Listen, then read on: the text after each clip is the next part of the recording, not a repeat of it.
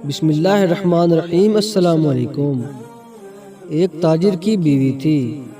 اللہ تعالیٰ نے اس کو نیک بھی بنایا تھا اور اس نے جمال بھی دیا تھا۔ اس کا خاوند سفر کے لیے کسی دوسرے شہر جاتا ہے، وہاں اسے رہنا پڑ جاتا ہے۔ اب اس کی بیوی نے یہ محسوس کیا کہ اس کے خاوند کا قیام وہاں زیادہ ہونے لگا ہے، لہٰذا اسے احساس ہوا کہ کہیں اس نے وہاں دوسرا گھر نہیں تو بنا لیا۔ چنانچہ اس نے اپنی اعتماد والی خادمہ سے کہا کہ تم اس کے پیچھے جاؤ اور دوسرے شہر میں جہاں رہتا ہے وہاں ہمسایوں سے جا کر معلومات حاصل کرو۔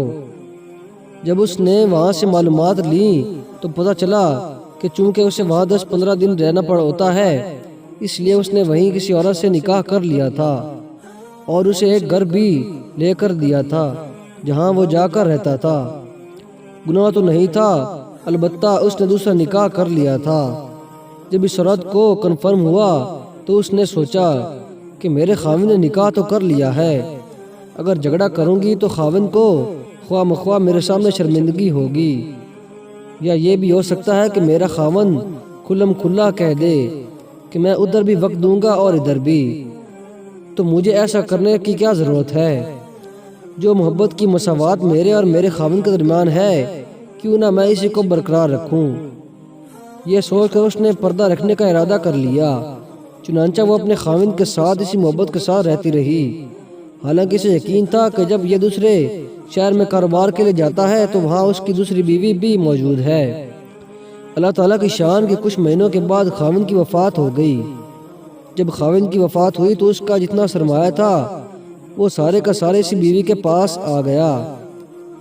جب اس کی تدفین کا مرحلہ مکمل ہوا تو اس کی وراثت کی تقسیم کا وقت آیا تو اس نے اپنا حصہ بھی الگ کر لیا اور دوسری بیوی کا حصہ بھی الگ کر دیا، اور اسی عورت کو جس نے اس کو بتایا تھا کہ اس کا دوسرا نکاح بھی ہو گیا ہے، اس کو بڑی رازداری سے کہا کہ کسی کو پتہ بھی نہ چلے اور کوئی میرے خاوند کی بات بھی نہ کرے، لیکن اس کی وراثت میں اس کی بیوی کا شرعی حق ہے۔ مجھے قیامت کے دن اللہ تعالیٰ کے یہاں جواب دینا ہے، اس کا حق میں نہیں کھا سکتی، لہٰذا یہ پیسے لے جاؤ اور اس سے کہو کہ تمہارے خاوند کی میراث میں سے یہ تمہارا حصہ ہے، اسے وصول کر لو۔ وہ عورت رقم لے کر خاتون کے پاس چلی گئی، وہ کافی ساری رقم تھی۔ اس نے جا کر اس سے بات کی کہ اس کے خاوند کی وفات ہو گئی ہے اور اس کی بیوی نے اس کی وراثت میں سے تمہارا حصہ نکالا ہے، کیونکہ تم بھی آخر اس کی بیوی ہو۔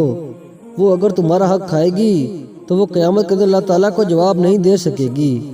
لوگوں کو تو پتہ نہیں مگر اللہ تعالیٰ کو تو پتہ ہے، لہٰذا تم یہ اپنا حصہ وصول کر لو۔ اس عورت نے وہ رقم پکڑ کر کہا، اللہ تعالیٰ اس کا بھلا کرے، وہ کتنی نیک عورت ہے، وہ کتنی اچھی عورت ہے جس نے میرا خیال رکھا۔ پھر اس نے کہا کہ تم یہ مال میری طرف سے لے جا کر اس عورت کو واپس کر دو، اس لیے کہ اس خاوند نے مرنے سے 1 ہفتہ پہلے مجھے طلاق دے دی تھی، اور اس طلاق کا پتہ یا مجھے ہے یا میرے اللہ تعالیٰ کو، لہٰذا اس وراثت میں میرا کوئی حصہ نہیں، اسی کا حصہ ہے، لہٰذا اسے واپس کر دو۔ اسلام نے 4 شادیوں کی اجازت دی ہے۔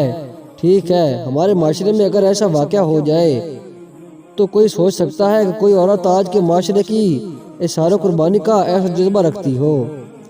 یہ تعلیمات کون سا طریقہ زندگی دے رہا ہے؟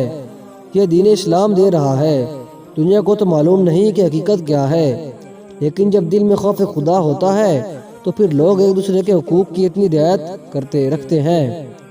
آج وہی دین اسلام ہے، لیکن دین لوگوں سے ایسے نکل چکا ہے جیسے کہ نبی کریم صلی اللہ علیہ وسلم کا فرمان ہے۔